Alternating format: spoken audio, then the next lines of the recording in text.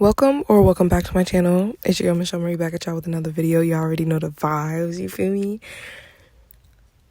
Today we have a fun video. This is something kind of different, something I don't typically do, but this experience is something that I didn't end up capturing in a full video format, but I think that this is something I really want to document and have a recap and a reflection on.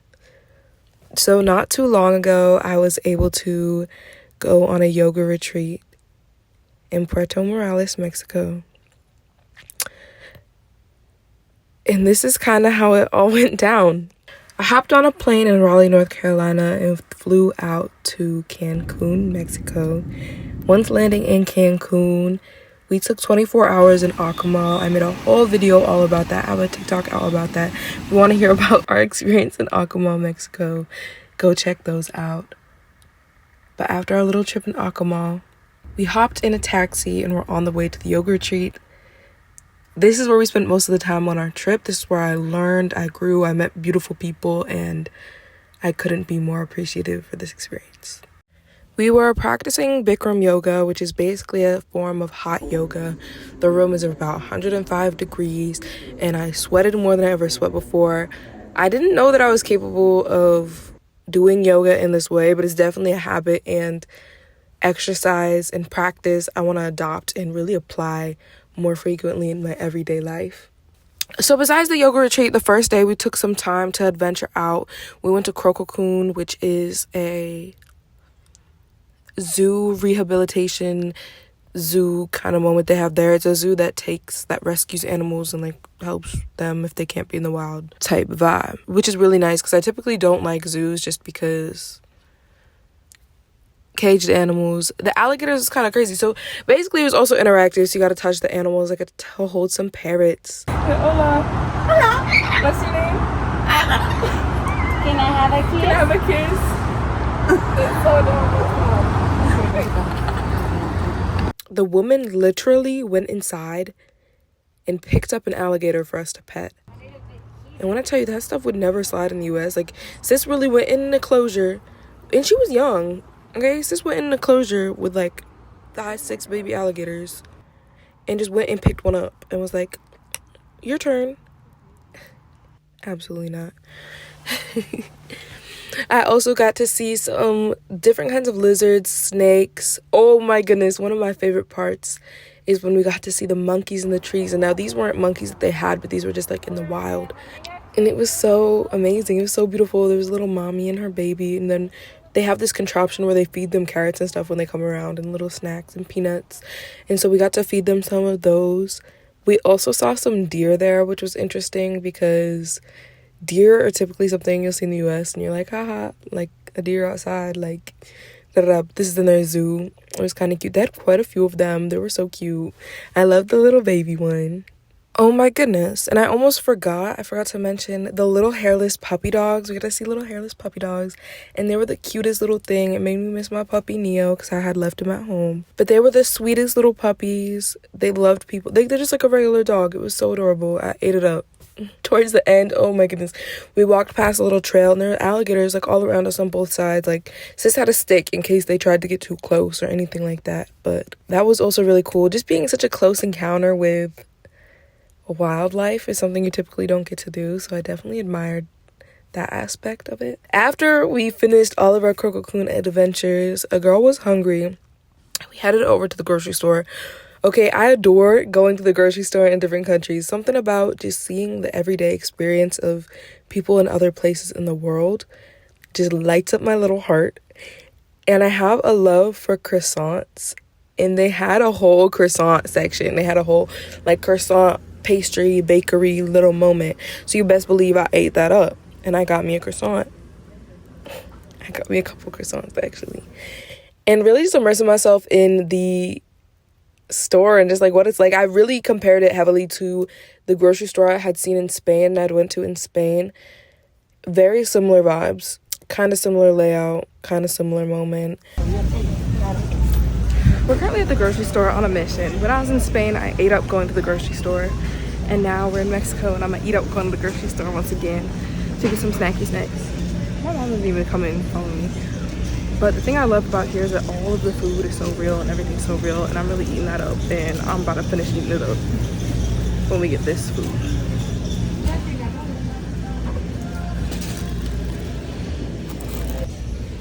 Everything that has excessive calories or excessive salt or like excessive anything, the market on there in the US could never, because people would be so much healthier. We're also in the other section, I should have showed you guys, but everything that was like from the US or like brands that we have in the US had like all these like excessive like labels on them. Oh my goodness, we struggled at the grocery store at the end because it was all in Spanish, and we did self-checkout thinking, you know, self-checkout would be easier. I couldn't find the bananas. I knew an apple was a manzana because Spanish class, but couldn't find the bananas for nothing. And then, like, we were the Americans in there. Like, the people didn't want to help us. Like, not that they didn't want to help us. It was just a little difficult. We ended up figuring it out after a couple minutes, clicking through the little pictures. We found the bananas. There was a few things on this trip that were extra amazing and extra memorable for me. We participated in a cacao ceremony. That was very emotional, but also made me realize and appreciate how grateful I was for the people around me and how much healing can happen when you're in a space filled with like-minded individuals and individuals who are there to grow for themselves and embrace new experiences and do new things. And I really was able to recognize and realize how much I need that for myself and how well I do when I'm around other individuals who have similar mindsets and other individuals who want more for themselves and want to grow and evolve themselves. Because not everybody out there is like that, but I really thrive when I'm in an environment around a ton of people who can also embrace that part of themselves. So that was a spectacular. After our yoga session, our morning, so there's 2 yoga sessions a day in our schedule. After our morning ones, on about 4 of the days, we had the opportunity to do an ice bath. And the ice bath challenge was something I wanted to get into. Cold plunges, like just the mental toughness and mental strength you have to get through that kind of experience is immaculate, and I want to participate. I've wanted to participate for the longest.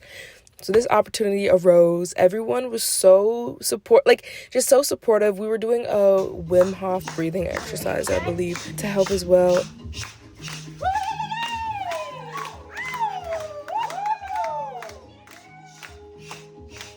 Erin, the woman leading this retreat, was absolutely amazing and encouraging. I ended up staying in the bath for about 3 minutes, and 5, 4, 3, 2, 1.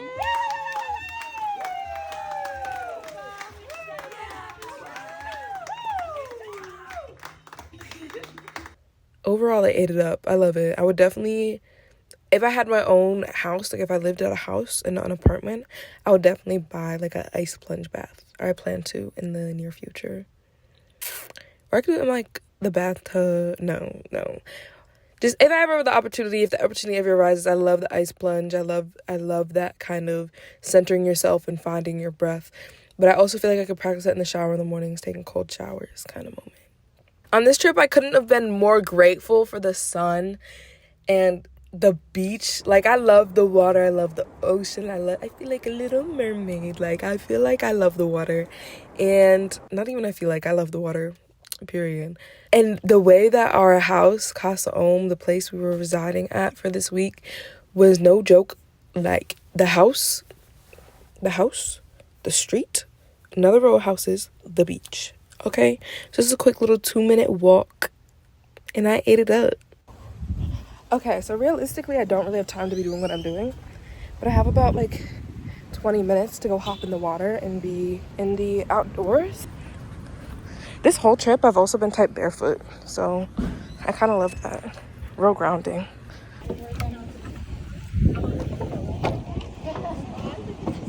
And I did get sunburn. I never have really truly experienced sunburn until this trip. A girl was crying, okay? Because I don't want to get any more burnt than I already am. But the tan is coming in nicely. Like, I love when I go on vacation during the winter time because at home, I get so pale in the winter. And my skin and my body and just me, I just radiate in the sun, and I do so well in the sun, and I eat it up every single time, so I love it. This trip has been so transformative and honestly kind of wild because I really know nothing about yoga, and I feel like I've been learning so much about myself and tapping into so many different aspects of myself that I wouldn't have naturally done on my own, so I'm really grateful for that. There's 2 days left in this trip, and I'm gonna try to soak it all up. No, but no joke, if I had one more day there, I probably wouldn't have been okay. Like, my skin was already peeling, and I had a blister on my nose. Like, that's how you know it was that bad. But the tan hit, though. The tan lines are still there, okay? Don't play with them. One of the next big adventures I got to experience during this retreat, oh my goodness. So a few of the women on the retreat love horses, are equestrians, they're queens, they have horses, like they do their thing, they do their big one, they really ride horses, they do that mess. And I had mentioned I went to horse camp once when I was younger, and the idea of riding horses through the Yucatan jungle that sounded really appealing to me. So I was like, oh my goodness, if y'all really end up going, let me know and I'm gonna pull up. So we ended up doing it. We ended up getting ready, headed out that way for our Yucatan adventure. Now, the place we showed up to ended up being unmarked, and that was a little confusing because it was like, are we in the right location or what's going on? You feel me? But we ended up getting there. There was a lock, and there ended up being a code that was sent to when you were booked, but we didn't get the code. So we had to call the people, and they're like, oh, put this code in. So we had to put the code in and do the lock. Our taxi driver was so amazing. He got out and did it all for us and helped us figure everything out and figure out where we were and what the heck was going on. He really was the best. He really did his thing. He did his big ones. So we ended up getting inside. It was so wonderful. They had a little puppy too. Like, it was wonderful. I signed my life away. I signed the waivers in case, something crazy happened in the Yucatan jungle and they weren't going to be liable. Rightfully so. They don't want that lawsuit. They don't want that case. Okay. And then we got to head to meet our horses. My horse's name was Chicky. He was a stallion, okay? He was the biggest horse they had, and I was a little scared. Like, I was real up high, and they were like, oh, like, you're fine. He's really calm. He's really mellow. Like, he's gonna be your bestie. He'll be good. He just tries to eat a lot of stuff, and they don't really like them to eat the leaves and stuff that much, so I just had to, pull him away a few times. Besides that, he was amazing. He was such a sweetheart, and just a big baby. A big baby. As we started riding, we had the opportunity to see monkeys, in the wild. Like, you start hearing the all above you, and you're, looking around trying to see where they at. The monkeys. Oh, they're over there. I think that's all. That was a beautiful experience. Not only that, the jungle was beautiful. I did get eaten alive by mosquitoes, but I ended up being okay. I ain't got no Zika or nothing. I hope not, because I'm alive right now, so. But what's it called? Ended up riding through the jungle for about an hour. We made it to a stopping point where the horses rest. And they brought us out to this little structure. And they ended up breaking down the whole story behind it. Oh, I forget what they're called. Anyhow, in the Yucatan, there are spirits that protect the forest. And they take care of the forest. And when they were buying the ranch, they were told by locals and by other people there, because the woman who owns the ranch is from Switzerland, I believe. We were having a whole conversation about it. I believe she's from Switzerland, and she had moved there. She was there for a while, and then she ended up making it permanent, and then she bought the ranch. So she was told by locals, you have to cleanse the land. You have to ask permission from these spirits to be here, because little things would keep going missing. Like, somebody's keys would just go missing and they couldn't find them.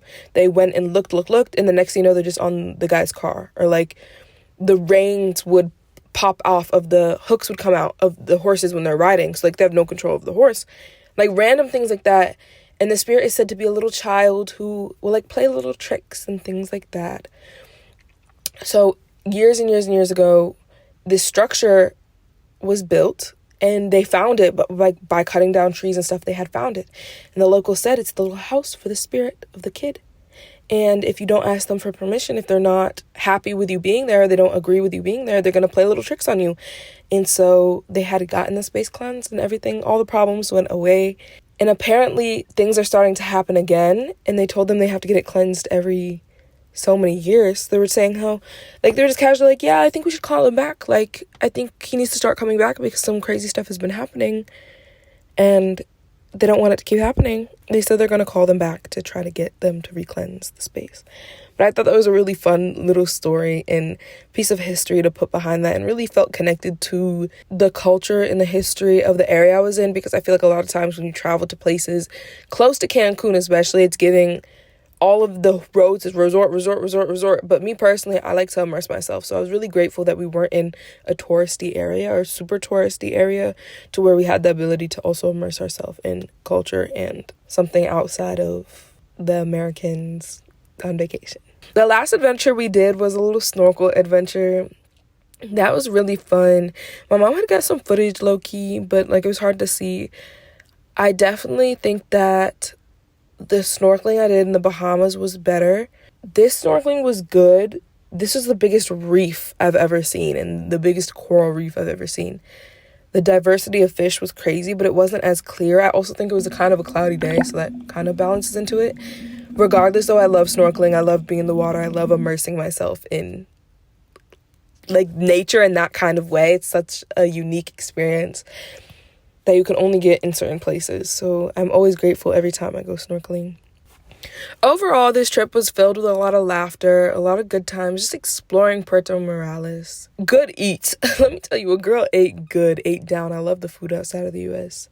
But ultimately, it turned to a lot of reflection and looking inward and realigning myself with who I am and who I'm meant to be, and reevaluating just where I am in life, recognizing that I'm exactly where I need to be, and feeling more capable and aware than ever. But after an exhausting week of practicing yoga and meeting new people, I was kind of ready to go home. We took the taxi, we hopped on the plane, and we made it back home with a rejuvenated, refreshing look on life. And with that, I'm so grateful, and that is something I carry with me every day. I've been reminded of every day. And I really encourage you to get out of your comfort zone. I really encourage you to do something you would never typically do. Do something you know nothing about, just to see what it's like. Because I live off of that energy. You know, do it for the plot. Just a little bit, you know. Have some fun. Live a little. I love and appreciate you guys. Thanks for tapping in. Thanks for hearing about my little trippy trip. I hope to see y'all in the next video. I'm going to catch y'all next time.